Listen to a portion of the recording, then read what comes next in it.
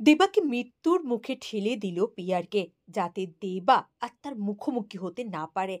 দেবাকে শেষ করতেই হবে। পিয়ারকের এখন লক্ষ্য হচ্ছে দেবা। দেবাকে শেষ করার জন্যই সে এত কিছু করছে। গুলি এসে লাগলো দেবার বুকে। নিমেষের মধ্যেই দেবা মাটিতে লুটিয়ে পড়ল। হ্যাঁ বন্ধুরা, দুই শালিক সিরিয়ালের আজকের পর্বে আপনারা এমনটাই দেখবেন। চ্যানেলে নতুন হলে চ্যানেলটা সাবস্ক্রাইব করে ভিডিওতে অবশ্যই একটা লাইক করে দিন। পিয়ারকে ভাবলো দেবা জেনে গেছে যে ও আমার ছেলে, যে কোনো দিন ওর অধিকার বুঝে নেওয়ার জন্য এখানে আসবে। তাহলে ঝিলিক আঁখি সবার আগে আমাকে দেবাকে শেষ করতে হবে। ওইদিকে দেবা এতদিন পরে আঁখি ফিরে এসেছে, সেই উপলক্ষে ঠিক করলো আজকে আঁখিকে নিয়ে একটু বাইরে বেরোবে। তারা দুজনে রেস্তোরাঁয় খাবার খাবে, খুব আনন্দ করবে, খুব মজা করবে। আর সেটাই হচ্ছিল।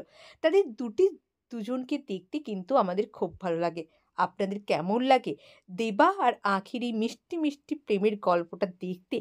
অবশ্যই কিন্তু কমেন্ট করে জানাবেন। নিমেষের মধ্যেই সবকিছু কেমন তছনছ হয়ে গেল। আঁখি ফোনে কথা বলছিল, একটা গুলির শব্দ শুনতে পেল। ব্যাস, পেছন ঘুরে যখন তাকালো, দেখল গুলিটা দেবার বুক চিরে বেরিয়ে গেছে। দেবা আস্তে, আস্তে মাটিতে লুটিয়ে পড়ছে। আঁখি তো হঠাৎ করে সমস্তটা দেখে অবাক হয়ে গেল। তারপরেই সে ছুটে গেল দেবার কাছে। কিন্তু তখন তো দেবার আর কোনো সেন্স নেই।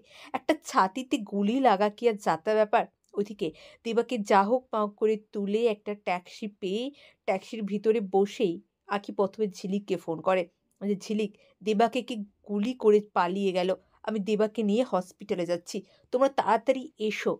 ওইদিকে তখনই ঝিলিক আর গৌরব হসপিটালে আসে। তারা কি পারবে দেবাকে বাঁচাতে? আপনাদের কি মনে হয়? অবশ্যই কমেন্ট করে জানান। চ্যানেলে নতুন হলে চ্যানেলটা সাবস্ক্রাইব করে দিন। অনেক ধন্যবাদ সকলকে।